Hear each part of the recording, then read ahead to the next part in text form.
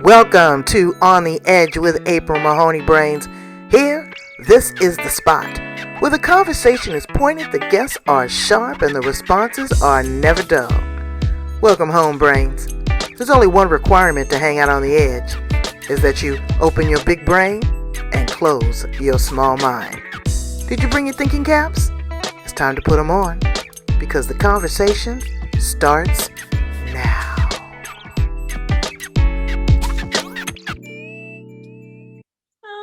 Yeah. Well, I'm so glad you're here from Australia, from the land down under. See, I had to dress for the occasion. I have so many Aussies. I even have my Australian cup here, my Starbucks. Yes. I'm a Starbucks, yes, and I'm an investor in Starbucks. We're gonna drink on the edge today, okay? But I am a Starbucks shareholder, and everywhere I go around the world, I have to get a cup. And one of the places that I loved was Australia, and I'm so glad, Deanna Rohrsheim, Yep. Rohrsheim, that you're here with me. You are going to have a riveting conversation, and Brains, we're going to talk about some very, very emotional stuff. So get ready. I want to see what they're doing down there in Australia. We're going to talk about trauma. We're going to talk about the pandemic. We're going to talk about this fantastic, amazing group that I stumbled upon, the Healing Ground Collective. You're going to want to tune into that. And where Deanna is one of the founding members, Brains, okay? Her and Prue Blackmore.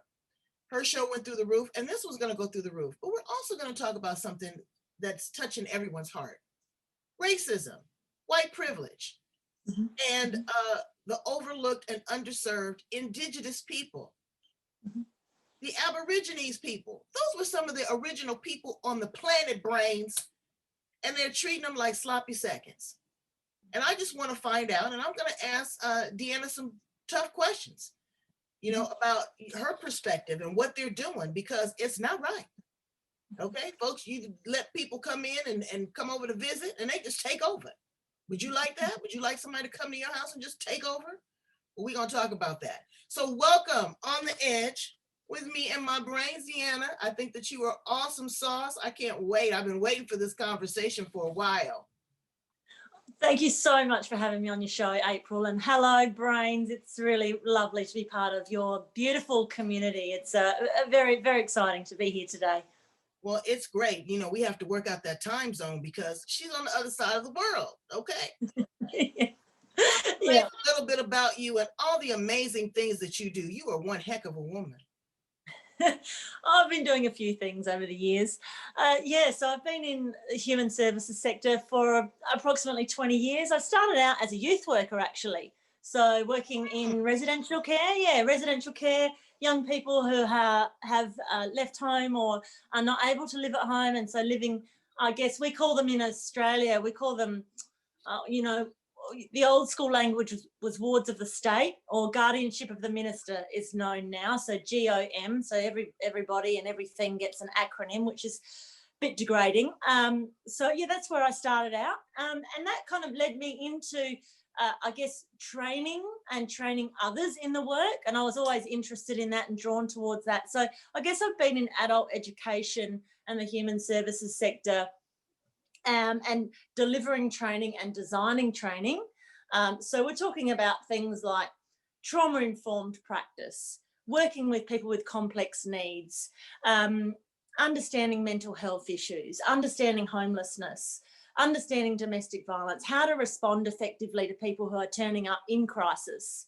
I've trained in a registered training organisation. So in Australia, we have what's called the VET sector, vocational education and training. So I've trained the Certificate 3 in community services, the Certificate 4 in youth work, the Diploma in community services, Diploma in counselling, all of these kinds of things that are in Australia, we put them into the human services sector. So I've been working in that space for quite a few years now.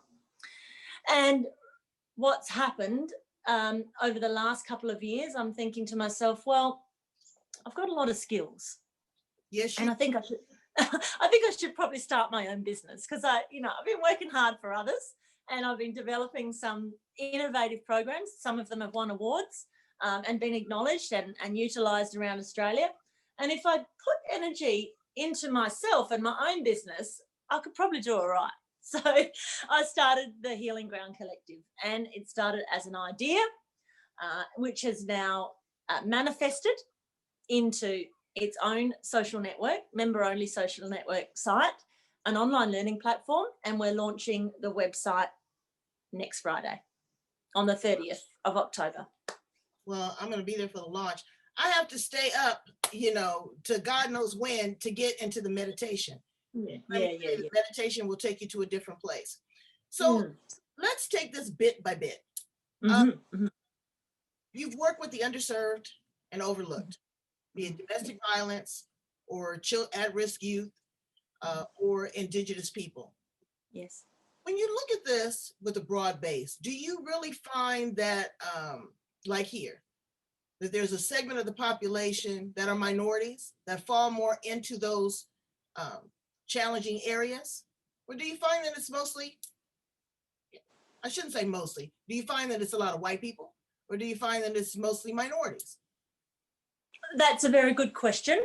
I would say there's pockets of the community where, of course, well, in Australia, all of the statistics show across all the domains, whether it be health, financial, literacy, education, our First Nations people are the most disadvantaged in Australia. They're the most vulnerable group in Australia, and that's been the statistics have shown that for many years. And I guess we're going to get to talking about why that continues to be the case. And, this country is only 200, white Australia is 250 years young. This land and the wisdom that exists within this continent is 60, 80,000 years plus. And there's a wisdom that sits here in this country that is denied, which is ignored. And hence, people have been, pushed to the side and tried, and the white model of doing things is forced upon a groups of people, and that just doesn't work for so many people. Being a colonised country, we have lots of migrants have come to live here. So, a large, and for all different reasons, and mostly out of, historically labour, like the government needing labour. So originally a whole pile of people from China came with the gold rush, and a large Chinese population here. We had the Vietnam War in the 70s, and those people came here as refugees. We had Greek and Italians came out in the 30s, 50s and 60s, and they came here to build communities. But it's always at a decision by the government, which is a group of, dare we say, white men in blue suits. They make the decisions about who enters this country and why and how. And I want to try to figure that out. Why in the world and I say this to all my white people, I love you white people too.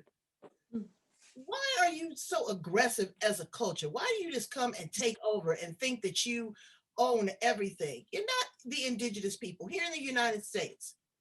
We invite the white people from England to come over and have Thanksgiving dinner, and it ended up being Thanks-taken. Okay, the Native Americans were slaughtered and killed everywhere they colonized. It is not about acculturation where one culture comes in and tries to blend in. It's about assimilation, that you will do what we tell you to do, and then it ends up assassination. And this is not just Australia or America. This is all over the world. Anyone with a darker hue, skin color, is considered a threat. They're intimidated. And it's just, I don't know how we're going to do any better. And it's really scary. Yeah, I agree. And one of the issues for, generally speaking, Western white populations is there is a complete and utter denial of our violent history, because everywhere that white people have gone, and it started kind of out of England and Europe, Mhm. And I remember one evening about 2 or 3 years ago, someone sent me a link to the history of colonisation and slavery in the world. And I got up at 4 o'clock in the morning. It was a 3-hour read, and I just sat and I read like this document, which was amazing because it went right back to the beginning of how, you know, this globe has been dominated by, you know, a small group of people who went around the world taking, raping, pillaging. And the thing about Australia, if I bring it back to Australia, is that they'd done it so many times before, right? So they knew exactly what they were doing. It wasn't an accident that when they arrived, that they said terra nullius, this land is terra nullius, it belongs to no one. There's nothing going on here. It belongs to no one. They had already gone around the world, America being, they'd done a similar thing, and many other places around the world, and dominated the Indigenous people. So they knew exactly what they were doing by the time they came to Australia, because we were one of really the last places that they tried it on. Wow. And Yeah, I was so heartbroken when I came to visit Australia. Oh, I was so excited. And I was on that Quantum Airlines and I was treated like a princess. And I get there and, you have the little screen on top of the headrest and it goes over, is it Transylvania? over the ocean. Over the ocean. Mm-hmm, and, I started looking it up and Googling it. That is where a lot of the indigenous people have been moved to. This remote island that, there's no getting away from. Food resources. And so I'm thinking, oh, well, maybe this is, just a part of the culture. And then I get to Sydney and I go on the pier and the first thing I am wanting to do is immerse myself in the culture. And I see the Aborigines people like a doggone carnival show on the pier, didgeridoos, face painted, and it's 3 or 4 of them, and everyone's giving them just pence in a bucket. But I never, the whole time I was there, and I went to Melbourne too, I never really grasped the true roots, the true essence. I mean, I hear that the Aborigines have an extra chromosome. They are, again, some of the very first beings on the planet.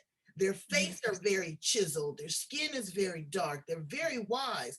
They're very smart when it comes to healing and medicinal purposes.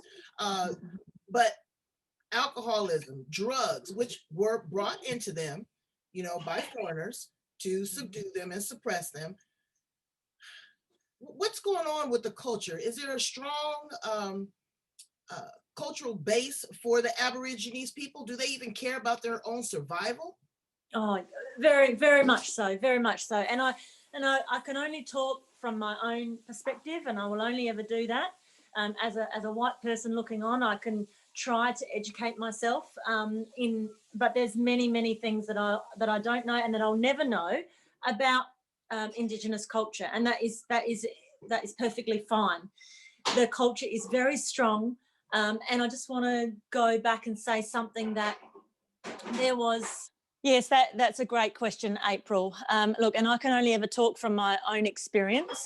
I do know that the culture is very strong here, and it's what has seen I was going to use the word flourishing. Now, there would be some people who would say there are parts of Aboriginal culture that are not flourishing, or communities, I should say, because there's been so much degradation.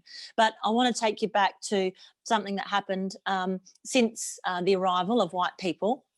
And there has been a campaign, and I would say it's a campaign to eradicate, to commit genocide against Aboriginal people in this country. And so with that has become many messages which have been subliminal or absolutely blatant around Aboriginal people being less intelligent and of recent years, alcoholics, lazy, all of these things that I think are similar, happen similarly in the United States to the Indigenous people there. So there's been a campaign, and I remember very, very clearly when I was a child, seeing on the news that, oh, it's okay, Aboriginal people will just die out. They'll just breed themselves out. There was this belief that they would, and that hasn't happened. And the population is only 2 to 3% here in Australia. They're only 2 to 3% of the population, but it's increasing. Yeah. Well, I mean, there's more cotton picking kangaroos there than it is, you know. Yeah. It's I don't know, but again, this too will pass and shall pass. So let's move forward to some of the work that you do with domestic violence and at-risk youth. You know, totality of them. That was another thing that I was shocked about, was that a lot of bullying occurs with adults and with children. Why is there so much aggression, do you think, among just people, not just Australians, but in this time of influx, in this time of fear, in this time of pain, in this time of COVID-19? Why are people so angry? Yeah. Well, I'm reminded of a good friend of mine, and he's a mentor to me. His name is Dr. Trail Dowie, and he has threads to the States, actually. He's friends with Dr. Cornel West. Oh, and you know Cornell's my dude. That's awesome. Love Cornell. So I'm reminded of Trail because I've had the pleasure and privilege to be tutored by him in transpersonal counselling and transpersonal art therapy when I was at Icon Institute. And he would say that the life that we are born into, the structures that are happening right now, the modern life of capitalism and being forced into a working life, it is a violent life. We live a violent life. We're actually born into it. And when your freedoms are taken away, so at the moment,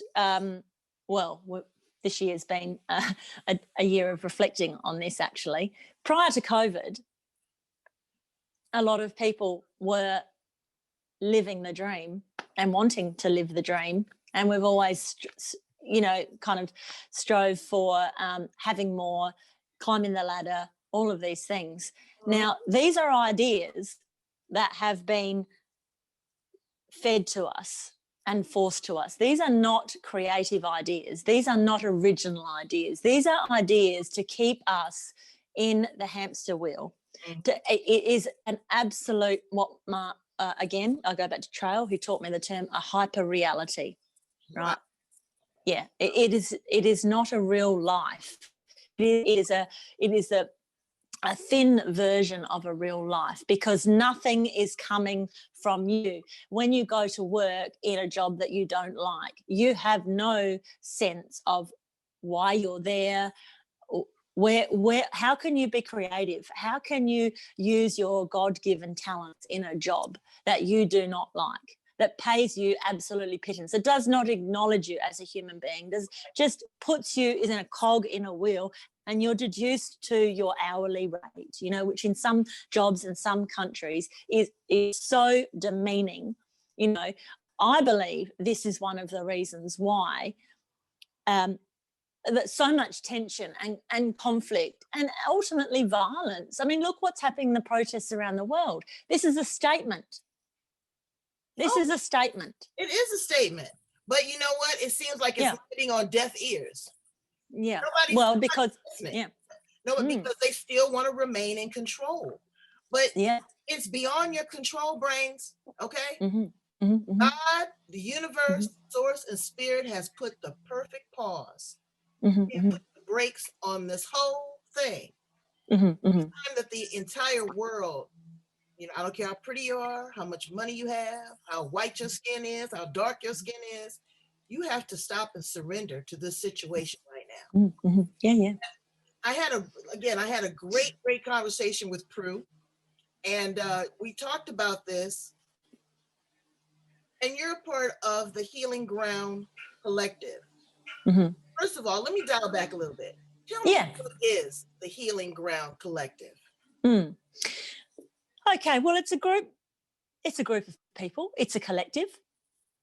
The original idea came to me because I have spent, a large part of my life surrounded by, amazing people, and I've been able to deal with my own shit, dare I say, because I'm well resourced, because I live a privileged life. I'm educated. I've always been employed, and that is an absolute privilege in this modern world. I've never really had to think about, where my next meal is coming from. All of these things mean that if I want to go and see a therapist and pay $150, then I can go and see a therapist. If I want to go and have a massage, once a month, I can go and do that, right? Now, so I've ended up, being in a community of, I would say, well-resourced people. And I thought, well, how are we ever going to change things if the well-resourced people are just servicing the well-resourced people? Right. We're part of the problem as well. Right. I get you. I get you. So the Healing Ground Collective, the Healing Ground Collective, one of a major role is to use some of the profits that we make and give back. Give back to people in need, give back to communities in need, make a demonstrate that we're walking the talk. Because what's the point of being a healer or a light worker or, a therapist if you're not able to reach the people who are most vulnerable? So this was my original idea for the Healing Ground Collective. Well, and also to promote the people that I know do amazing work in this field. So the Healing Ground Collective website, which we're launching next Friday, has a practitioner listing. So if you want to find a good massage therapist, you can go to the listing. And I hope that that this becomes a global listing and not just practitioners from Adelaide, because now that we've got the online space, we can do and that we understand that timelines are collapsing and we're entering the 5D world, we can do healings online now. So, which people have been doing for a long time, actually. Great segue into my next question, because you do more than just support other individuals, and the light work and the meditation and the teaching and the collective of minds that are in the Healing Ground Collective is amazing. And Australia, I noticed, and I was talking to some other people that I've interviewed there, you don't talk a lot about Buddhism, Christianity, or Judaism, anything like that. You talk about light work. You talk about energy. You talk about fields. You talk about astrology. You take it to a whole different level. You take it to a whole different space. And I'm wondering, again, because you are in one of the most powerful vortexes in the world, it really hurts me to see that is not shifted over to the Indigenous people. There's so much to learn there. And I was talking to one young woman that does light work there, and she says, well, I'm a shifter, but my gift is to rewrite the code. And she's there in South Australia as well. So she doesn't know anyone that's not white. And I said, if you are given a gift to rewrite, like you don't know the whole story, you're going to rewrite the same story. Yes. How do people open themselves up? How do they open their minds up to being warm and to being receptive and wanting to learn about other cultures, other people's pain, other people's joy, their food, their family, their history? How do we begin that in this new age? Because again, we're going through 5D. We are going through a vortex. This is not your regular old cold or flu season. The whole world is being affected by this. Again, a great question. And when it comes to Australia and Australians, I've contemplated this question for myself many, many times. It does start with education, I believe. There is, and to think about and to on another amazing woman I worked with at the NGO that I worked at for a long time. Her name is Claire. She believes that there exists a cultural wound in Australia, and the cultural wound is the issue of admitting what we have not done for our First Nations people, and the process of genocide and degradation that continues to occur. And so the impacts of colonisation, they're not in the past, they're in the present, and they're ongoing. And I'm jumping around a little bit, but you mentioned, we're in the 5D. And I was listening to someone the other day, and I'm really with this person. Oh, Dr. Barbara, the astrologist that lives in Singapore. Yes, she's an amazing social justice woman, and she was talking about, and she was saying, if you think that you are the most ascended spiritual person, and you're just rising above, and you're not seeing the injustices in the world, and you just think we can skip over there and not deal with the things that are actually happening in reality for the most vulnerable people, then you're missing the point about spirituality. You can't just sit up there in your high and mighty space and go, let's all ascend to the 5D space and bring on unity consciousness. I want unity consciousness, of course I do. But I also have a friend in my life who rings me and says, I have no money for food, and so that's her life. Now unity consciousness doesn't change that. Right. There's a practicality that needs to be here, and we're talking about redistribution of wealth. That's now you may not have heard, you may or may not have heard about Rio Tinto, largest a mining magnate, people in the world. They exploded, bombed. What is the word I'm looking for? Blew up a traditional burial site.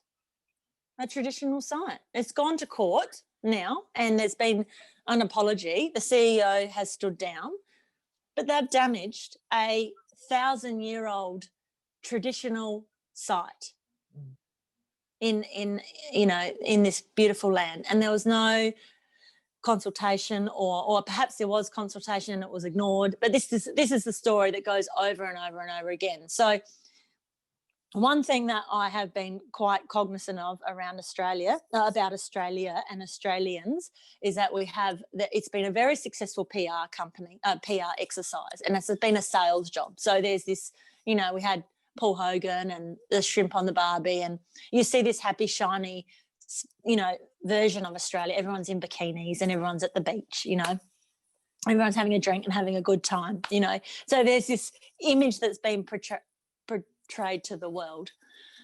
Meanwhile, you have remote communities where people, and they're like, you would call them reservations. That's the same thing, where, and those communities didn't exist prior to colonisation. There were people, sure, there were family groups living together, but the communities are created for the benefit of white men. Push them all together, so that we can perhaps, know what you're up to, or we need you to do that, or actually, no, we need you to move off all of that land because we want to put sheep on it, we want to put cattle on it, or whatever.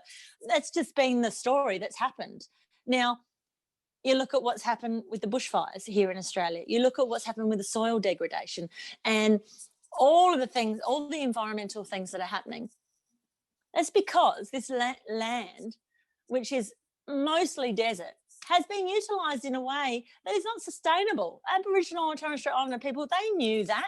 They weren't agriculturalists in that massive scale way, or bring they call it the hoof, animals with hoofs, have damaged the desert because it's not right. It's not the right original animal that's meant to be here. I imagine the same thing has happened in the United States, actually. To a large degree. I mean, we're food shortage, and what we're going to do in the future is going to be a massive challenge for all of us around the world. Because we're going to realise that we cannot continue to do the things that we've been doing. No. So I just had a wonderful interview the other day. I don't want to release it because it hasn't been released yet, but it is Sure. an environmental engineer. And we Mhm. talked about fracking, Mhm. you know, and the water and the resources. I travel around the world. There's so many places that don't recycle. You know, they're still burning. So Yeah. the carbon emissions, Mhm. what is going on? Well, you know, in my book called the Bible, there's a chapter called Revelations, and it is all coming to pass. And Yeah. I never thought, you know, I never thought that I'd be here to see it. I thought, oh my goodness, I'd be up there in glory, you know, walking down streets of gold. But that's not the case. I'm actually living this, and I'm going through this. And Mhm. for some reason, I'm concerned, but I'm not scared. No, I'm not same here. what I should be. You know, I tell people all the time, what we should be is not so mournful for the people that have left us, but the people that are here that are left behind, Mhm. and what we have yet to deal with. Mhm. After, you know, here we've got 12 days for the election of a lifetime. I'm not even going to go into that because that's so much nonsense and trickery. It's unbelievable. But it's not Yes. just one individual. It's about the sycophants that follow. And, you know, people are not leaders anymore. I notice that No. they just go along to get along. You know, Mhm. they think that they're ahead of the game. They think that they're quick and slick. They think that they're going to get over. But you know what, Brains? It catches up with you, baby. It catches up with you. My mama always said, you can run, but you can't hide. And anything It's true. you do in the dark will come to light. Mhm. Mhm. And Mhm. Yeah. the light is shining on us. And Mhm. we're Mhm. shining through through this prism. Mhm. Tell me the work that you do with uh, Healing Ground Collective and consciousness, of bringing people awareness and bringing them and preparing them for what is to lie ahead. Well, a lot of that work is done by Prue, who has been on this show, and she's been in this space of helping people expand their consciousness for many years. And I would say where we're going, the people that are moving to the 5D, or the people that are awakening, it's about accountability, and it's about responsibility and self-responsibility, and owning your own stuff, you know. And this is what collectively Australia must do when it comes to our First Nations people. We said sorry for the stolen generations. I don't know if Kevin Rudd made an apology to the stolen generations, which are all of the people. Okay. All the people that took, you know, there was a government policy that took children away from their parents. You know, that was a strategy. That sounds like the children that are left in cages here, the 545, and that's just that we know of here in the United States, right here at the border at Mexico. Yeah. How do you separate the kids from their parents? So this was happening up until the 60s and the 70s in Australia, and so there's been, you know, a collective trauma, an intergenerational trauma, and so the Labor government at the time, I think it's 10 years ago now, maybe it's longer, he made an apology. But what we haven't done as a collective community in Australia is acknowledged and said sorry for the complete denial and degradation of a culture. And we kind of know it. We kind of know that we need to do this, but no one's willing, particularly the current government, let's not go into it, you know, that they deny, that they just keep, so that the system is, you just keep handing out money, and, you know, and that will be okay. But again, I'm reminded of some teachings from my old workplace, where if you look at Germany, what they have done to acknowledge and, I guess, attempt to repair the damage that was done through the Holocaust, even though that's probably going to take another, you know, 10 million lifetimes, who knows. They have memorials, and I think the police, all the police have to go and do some training at Auschwitz, or school children, or something like. Everyone has to go and see these memorials, and it's embedded into education. In Australia, they are still arguing about the content of education, to whether or not to put the truth in about our history. You know, we're talking 250 years ago. We all know what happened. You know, let's just get it into the history. You know, I mean, I think some places are doing it better than others. I know my good friend works at a children's centre, and she's doing, you know, beautiful work there, age appropriate stuff, and she wouldn't be talking about genocide, but she's teaching children language. She's starting to teach children First Nation languages and bringing that back into the space. So I never had that opportunity as someone who, you know, went to school in the early 70s. That didn't exist. I didn't learn about that. I learned the whitewashed version of Australia. Things are slowly changing. You're born and raised in Australia.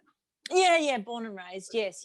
And also, yeah, go on. Let me throw something in here. You know, it's like here in America. Mm-hmm. Black Americans want reparation. They want their 40 acres and a mule, you know. Mm-hmm. I'm not about going back. Mm-hmm. I'm about moving ahead. I don't know what happened. Mm-hmm. I see it over and over and over again. Apologies to me. My mother taught me this. My mother is 91 years old. They're empty, shallow words. You kill somebody. Oh, I'm sorry. Doesn't take away the pain. Sorry, and your redemption comes by your future actions. That's right. It comes by your intentions. So don't give me all of this. Oh, you know, we've said we're sorry. I could care less about that. I apologize. I need you to rebuild these communities. I need you to go in and provide individuals with an education. I need you to honor them where they are at this point. I need to have you bring them into social situations and talk about science and talk about resources. That is where the apology is. That is where the I'm sorry really has some value. But to stand behind a podium or a lectern and say, I'm sorry or I apologize for what I've done is irrelevant. They are marching in the streets. The children in America are marching in the streets. You know why?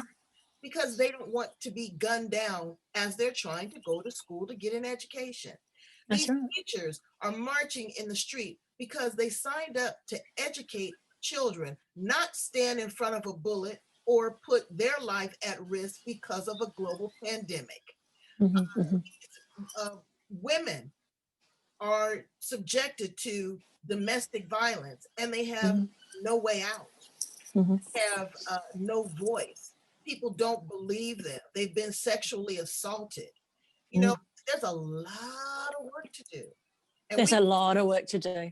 You know, and incrementally, and as we move into this 5D, I'm hoping and praying to God that we don't take some of this stuff with us because the universe is not happy. Yeah. No, I want to pick up on a couple of things. There's a lot of work to do.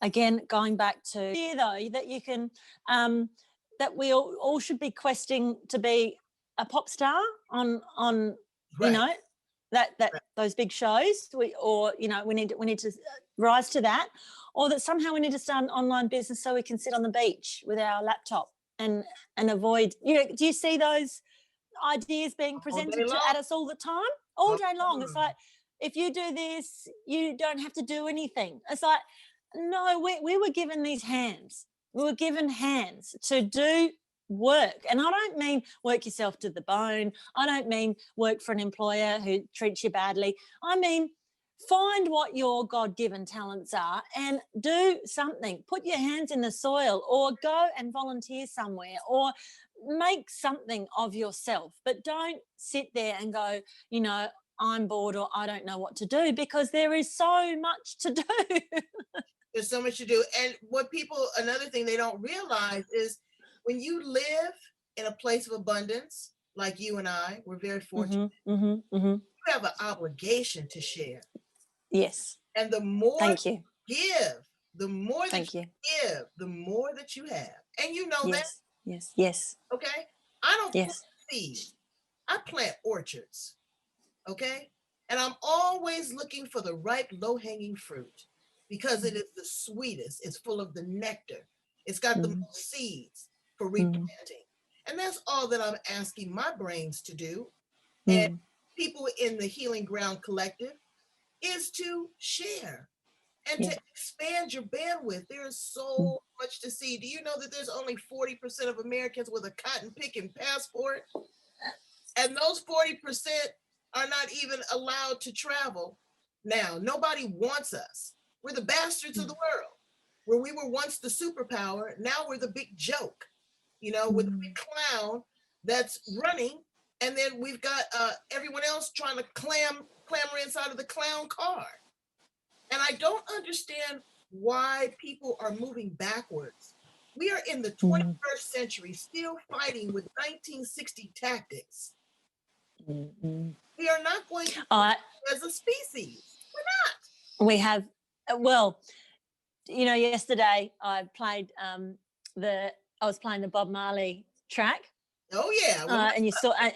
Yeah, I watched that. I watch that live all the time. That's a live concert he did. I think in Santa Barbara in 1979. And at the beginning of that video, an inspiring man comes on stage and gives a speech before Bob Marley comes on. And I do apologise that I don't remember his name, and I will get his name because it's a very empowering speech. And, you know, I'm doing the dishes or whatever I'm doing, and I'm listening to the speech and I'm thinking, that could be now. What he's saying about what is required for us to move forward, he could be sitting right here in 2020 because the words are resonating and he's saying the same things. We need love and peace. We need leaders who are going to, you know, lead us with integrity. And we don't want this war and all this stuff. And you just go, 1979, 2020. And no joke, April, yesterday I was standing at my sink listening to that speech and exactly those words went through my mind. We have gone backwards. But then I thought, well, I think because we're at this precipice that you probably do need to go backwards before you go forwards. You know, that thinking about the little baby who's learning to walk, how many times do they fall over? You know, thousands. You know, exactly. and you just. But is that little baby in a cage? You know, I don't understand what the fear is. That's what gets me. And as we move through this, and Prue said it very clearly, the only thing that's going to get us through is love. Yeah. Again, in my text, that's all it talks about is love. And people talk about unconditional love. And yes, I struggle with that.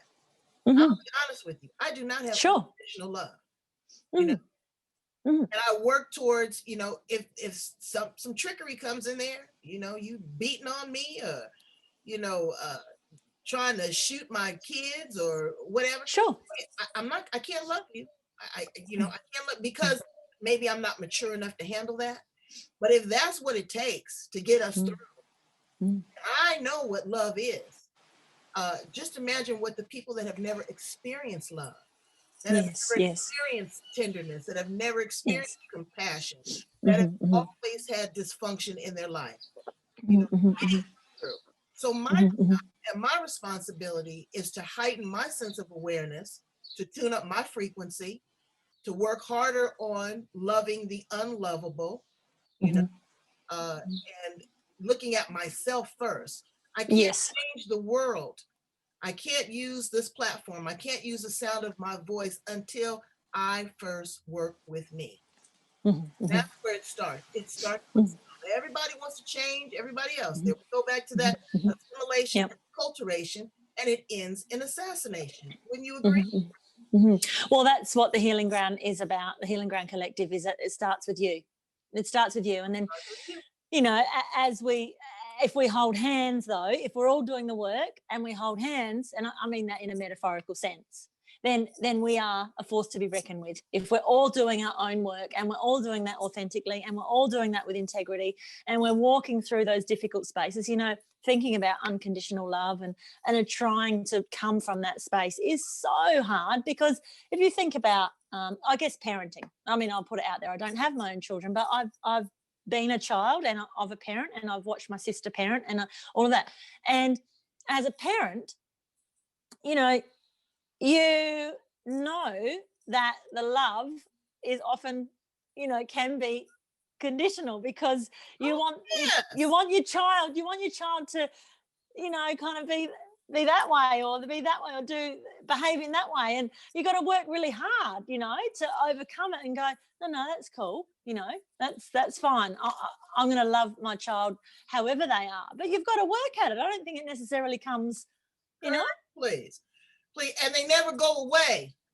And they never go away. They, and you don't want them to. You love them. But what parents do now, and what I've noticed, is that they have enabled their child.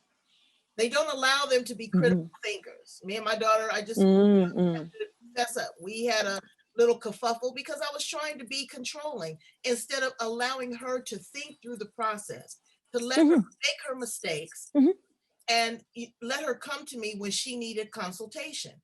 Because I cannot live my life vicariously through anybody or through anything.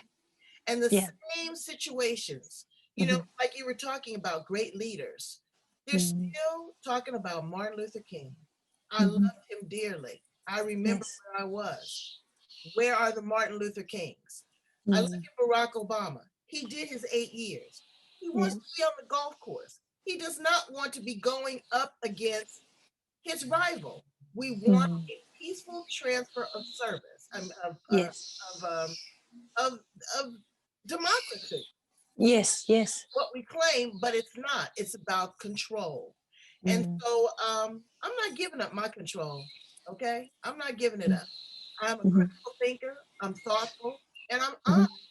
If there's something that I don't know, I ask questions. I want to open myself up to new awarenesses. I want to open myself up to the next phase of what we know, quote unquote, as life, because this is it.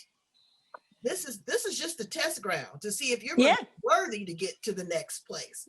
The next place we're going to, they're not talking about this nonsense. They're talking about something else. Let me ask you something just real way out, because this has been a real heavy conversation. You live in Australia. Do you believe in alternative lives on other planets? Oh, wow. On other planets. I guess there has to be. Yeah. We can't be the only living. Yeah. It's the Aborigines. I bet you they've seen them. Well, again, I'm not privy to that, but I guess through the meditation circle that I've been in for, I think it's close to 7 or 8 years now. I've been in this circle, which continues to morph, and it grows, and people have come and gone, and now we're delivering it on the online platform. That and lots of pro-Blackmore, and they are all saying, there's lots of other beings here right now working for the good of the planet to move things forward. We might not be able to see them, we might not necessarily be in touch with them, but they're here for the good force, and we're getting a lot of help to move through this very, very difficult phase where, as Prue would say, it's a bit like walking through treacle at the moment, But that's another thing. People, again, like their closed mind to racism and sexism and classism, their closed mind to there being alternative life forms and other places, people on other planets, because the brain is small. You need to have a big brain and a small mind. There is so much that we don't know. So much that we don't know. And I find it sad, and at the same time I'm hopeful that one day, so many elders here in Australia have said verbally, they have said this culture, our culture, is for everybody. This land is for everybody. They have said it, they've verbalized it, it's not that, of course there's many things that they have protected, rightly so, because, that they've been on the brink of being, killed, and they don't want to give away everything to a group of people who have got guns or have treated them badly or have raped their women or taken their children, so you're gonna hold stuff back, absolutely, right?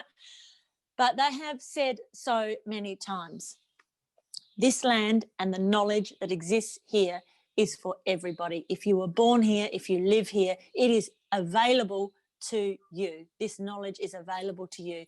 And you're talking about the closed minds.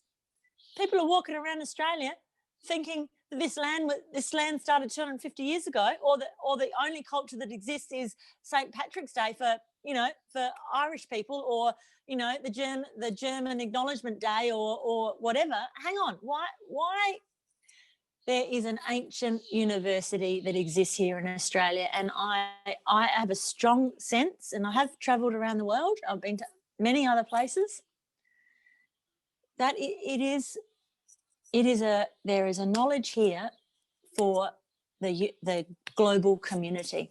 I strongly believe there's a knowledge here. It hasn't come out yet in a big way that's going to create some sense of unity, and it might take a couple of generations. I don't know, but I'm hopeful that there's something that existing here in Australia with our First Nations people that is this knowledge that we're going to go, oh, right, because they know the dreaming. They were living in the dreaming. They were living in the 5D, That's what the dreaming is. It's the 5D. They were already doing it thousands of years ago. Here we're going, I want to send to the 5D.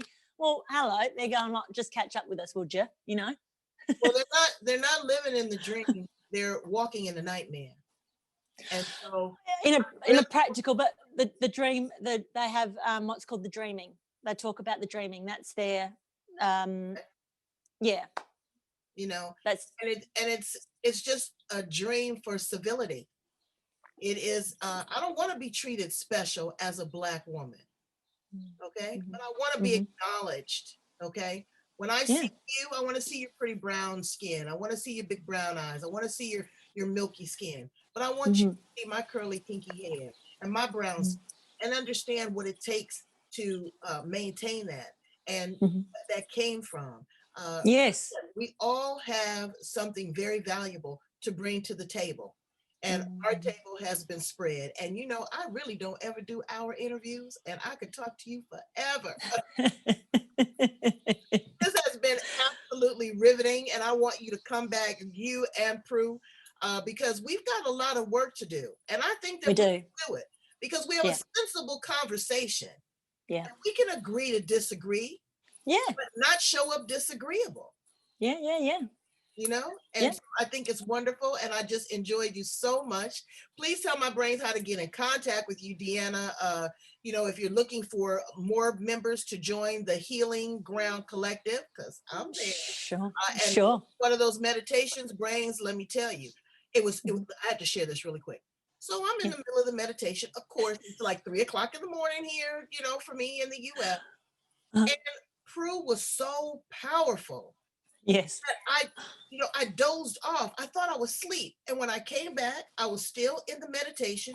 But when I woke up the next day, I really felt like my feet never touched the ground. I was in a euphoric place. I really was. And I was a little nervous at first but let me tell you, she worked her magic. So definitely take advantage of that. It is a meditation that you have never experienced before, brains. And it is, if you're mature enough to handle it. Because you got to be mature enough to handle it. Okay. Yeah. So it's Healing Ground Collective if you Google, or if you go hgcollective.com.au. The website will be up by the time this probably goes live on your channel, maybe next Friday. I'm not sure how long you take to get this sorted. But Google Healing Ground Collective. Okay. And please go back and subscribe to my YouTube channel. And all of the great things. I think that you have a lot of your videos already online.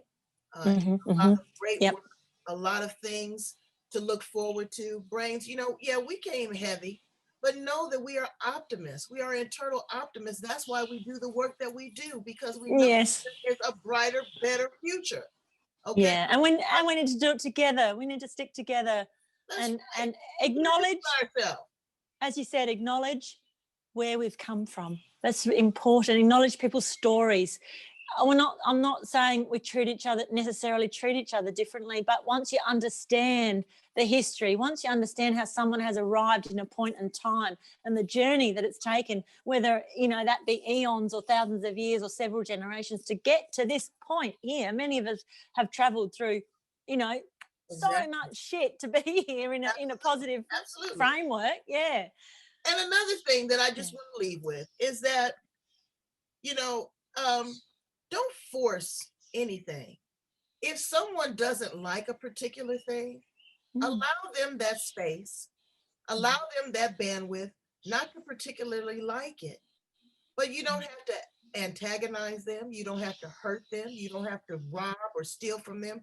What you can do is open your mind and try to learn from them.